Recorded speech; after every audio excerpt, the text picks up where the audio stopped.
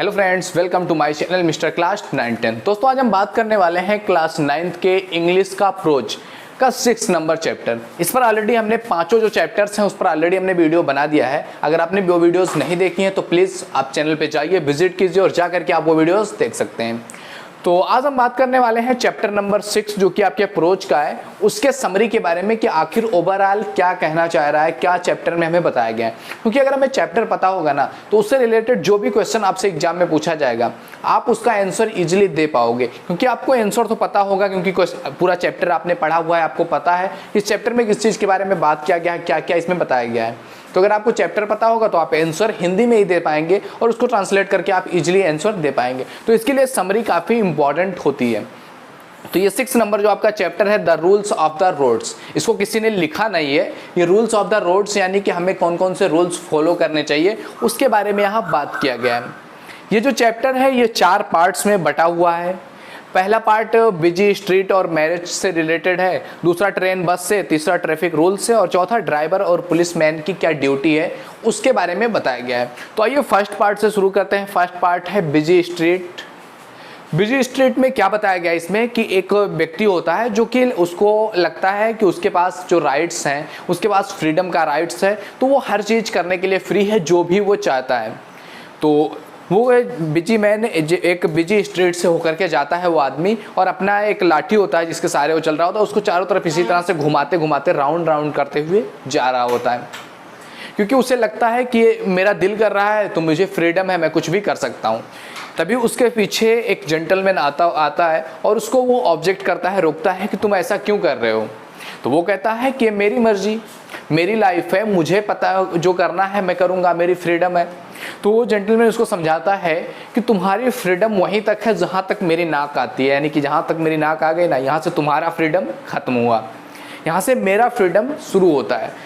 तो इस स्टोरी के माध्यम से बताया गया है कि आपकी जो हर व्यक्ति के पास फ्रीडम है, हर व्यक्ति के पास कुछ ना कुछ फ्रीडम है, हर व्यक्ति फ्री है, बट उसी लेवल तक फ्री है वो अपने अधिकारों का, अपने राइट्स का वहाँ तक यूज कर सकता है जहाँ तक वो किसी और के राइट्स, किसी और के अधिकार में दखल ना दे, किसी और के राइट्स में किसी और का अधिकार उसके खिलाफ वो ना जा रहा हो, तब तक उसके राइट्स वो फ्री है हर काम करने के लिए।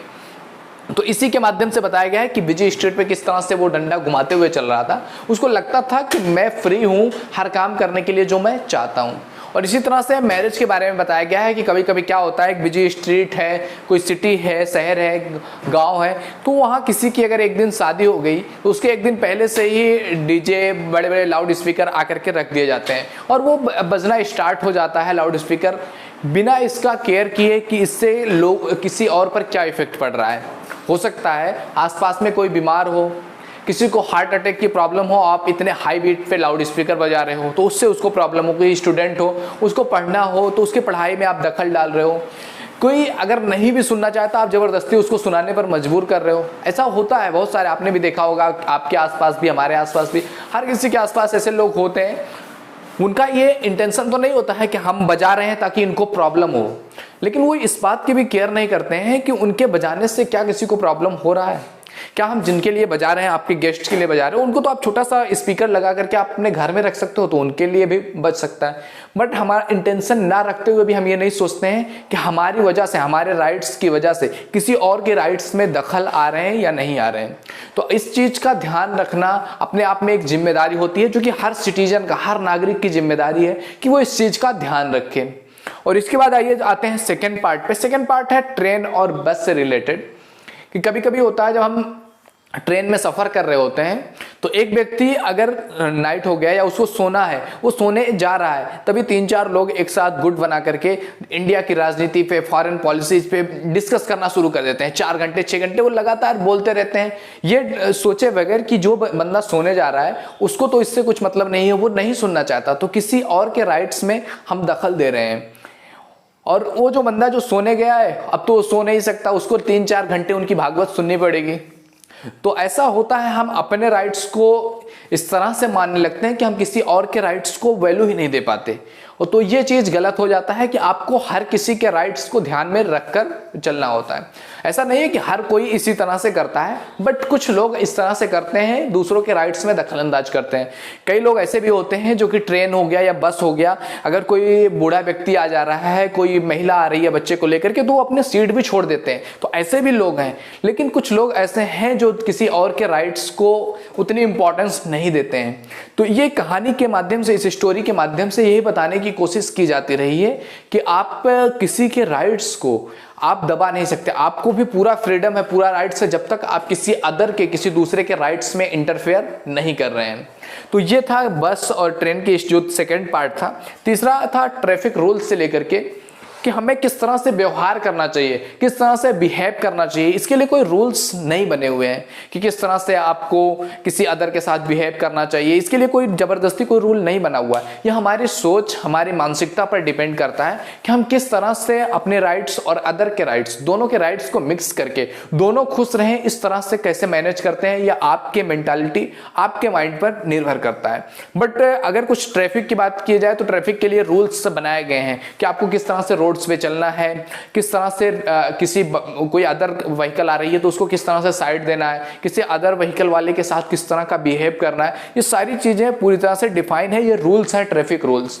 तो ट्रैफिक रूल्स में जैसे होता है कि आप जब भी जा रहे हो, बाइक के लिए अलग रूल्स होते हैं, जो मोटर गाड़ीज हैं उनके लिए अलग रूल होते हैं, जो फुटवेयर होते हैं, जो पैदल चलने वाले लोग होते हैं उनके लिए अलग रूल्स होता है, उनके लिए फुटपाथ बने होते हैं। तो पैदल वालों को चाहिए कि वो फुटपाथ पर चलें, वो रोड्स पर ना आए, ताकि वो व्हीकल्स को प्रॉब्लम क्रिएट ना करें, एक्सीडेंट का कारण ना बने। कहीं अगर लोगों को पैदल चलने के लिए रास्ता नहीं है तो उनको बताया जाता है कि वो लेफ्ट साइड में चलें, लेफ्ट साइड से होकर के पतले से रास्ते से होकर के चलें, ताकि वो ट्रैफिक को प्रॉब्लम ना दे, कि किसी अदर एक्सीडेंट को होने के लिए वो प्रॉब्लम क्रिएट ना करें। इसी तरह से और भी रूल्स हैं व्हीकल्स के लिए। तमाम सारे लोगों के साथ ऐसे ही होता है कि वो अपने आप को, जहां भी आप देखते होंगे, गांव हो गया, सिटी हो गया, कहीं भी जहां भी जरा सा भी रास्ता मिला, वो सिग्नल है या नहीं है उसकी परवाह किए बगैर अपनी बाइक लेकर के, गाड़ी लेकर के घुस जाते हैं। ऐसा क्यों होता है? वो क्यों नहीं वेट कर सकते हैं अपने साइड्स के लिए? इसी तरह से बहुत सारे एक्सीडेंट्स होते हैं। हम इस लेफ्ट साइड से जा रहे हैं और somebody is coming from the right side, वो राइट साइड से आ रहा है और हम देख भी नहीं पाते कि हम किसी गाड़ी के पीछे हैं और वो सामने से आ रहा है। हम उस गाड़ी को ओवरटेक करने के चक्कर में उस अदर जो दूसरी व्हीकल आ रही है उसके सामने आ जाते हैं और एक्सीडेंट्स हो जाते हैं। इस तरह से तमाम सारे एक्सीडेंट्स डेली बेसिस पे होते हैं। आप भी देखते होंगे, हर कोई देखता है इस तरह के एक्सीडेंट। ये क्यों होते हैं? क्योंकि हम रूल्स फॉलो नहीं करते हैं। कब हमें ओवरटेक करना है, ओवरटेक करने के लिए कौन कौन से रूल्स होते हैं, क्योंकि इसको बहुत कम लोगों को पता होता है। बहुत सारे लोग इसके बारे में अवेयर नहीं होते हैं कि रूल्स क्या होते हैं, ट्रैफिक रूल्स क्या है। बस उनको बाइक मिल गया, परमिट मिल गया, वो चला रहे हैं। कैसे चलाना है ये बारे में पता ही नहीं होता है। तो ये रूल्स, जो ट्रैफिक रूल्स हैं, काफी इंपॉर्टेंट है। इस पर गवर्नमेंट फाइन भी लगाती है। तो इसके लिए होना चाहिए ड्राइवर और पुलिसमैन दोनों की ड्यूटी होनी चाहिए। ये फोर्थ जो पार्ट है इसमें बताया गया है कि किस तरह से ड्राइवर अगर है तो उसको किस तरह से सिग्नल देना चाहिए। अगर वो दूसरे बाइक गाड़ी आ रही है, दूसरी व्हीकल आ रही है, उसको किस तरह से सिग्नल दे। अगर वो ओवरटेक करना चाहता है तो उसको किस तरह से सिग्नल देना है। अगर लेफ्ट मुड़ना है या राइट मुड़ना है तो भी सिग्नल देना जरूरी है। अगर आप सिग्नल नहीं देते हो, डायरेक्ट मुड़ जाते हो, तो एक्सीडेंट्स होते रहते हैं। और ज्यादातर होता है जब लोग सोचते हैं कि वो अगर साइकिल से चल रहे हैं तो उनकी तो कोई जिम्मेदारी ही नहीं है, वो कहीं भी स्टार्ट हो जाते हैं, कहीं भी कट मारना हुआ डायरेक्ट घुसा देते हैं। लेफ्ट साइड में मुड़ना हुआ मुड़ जाते हैं। उन्हें लगता है कि जो रूल्स है ना वो बड़ी व्हीकल्स के लिए, मोटर व्हीकल्स के लिए बनाई गई हैं। ऐसा नहीं है, क्योंकि अगर आप रोड पे मुड़ रहे हो तो मोटर व्हीकल आपको ही टक्कर मारेगा, प्रॉब्लम आपको ही होगी। तो हर किसी के लिए रूल्स बनाए गए हैं।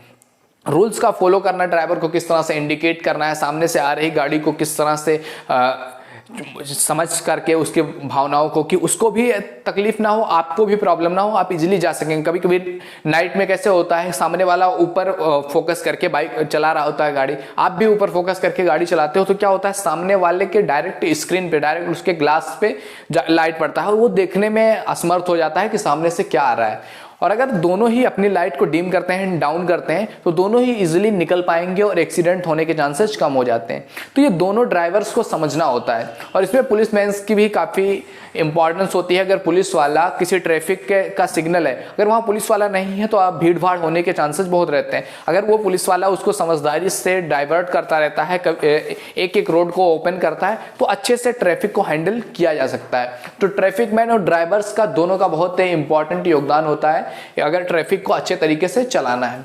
तो जो भी सारी चीजें बताई गई हैं इस चैप्टर में, इसमें बताया गया है कि रूल्स क्या होते हैं। आप अगर रूल्स को फॉलो करते हैं तो आप अपनी और सामने वाले दोनों की लाइफ को एंजॉय करके स्मूथ तरीके से अपनी लाइफ को रन कर सकते हैं। अदरवाइज अगर आप किसी अदर की लाइफ में इंटरफेयर कर रहे हैं, अदर की राइट्स में इंटरफेयर कर रहे हैं, तो वो भी आपकी राइट्स में इंटरफेयर करेगा, फिर प्रॉब्लम्स ही क्रिएट होंगी, उससे स्मूथ लाइफ आपकी नहीं चल सकती।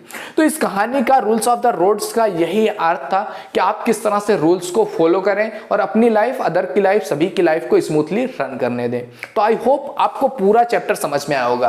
अगर वीडियो पसंद आया हो तो लाइक जरूर करना। अगर आप पहली बार आए हो ना चैनल पे, तो एक बार जाकर के चैनल को विजिट जरूर करना। आप क्लास 9th में हो या क्लास 10th में हो, आपको हर सब्जेक्ट से रिलेटेड हर चैप्टर पूरा पढ़ाया जा रहा है। अभी इंग्लिश का हम क्लास 9th का कवर कर रहे हैं, 6 चैप्टर तक हमने समरी कवर कर दिया हुआ है। अब इधर आपका पोएट्री शुरू होने वाला है, तो अब इसके क्वेश्चन और आंसर के भी वीडियोस आने वाले हैं। तो अगर आप पहली बार आए हो ना चैनल पे, तो प्लीज जाकर के विजिट करना। पसंद आए तो जाकर के सब्सक्राइब कीजिए, बेल आइकन हिट कीजिए। अगली वीडियो जैसे ही अपलोड होगी आपको उसका नोटिफिकेशन तुरंत मिल जाएगा। तो मिलते हैं आपसे नेक्स्ट वीडियो में, तब तक के लिए जय हिंद, जय भारत, थैंक यू।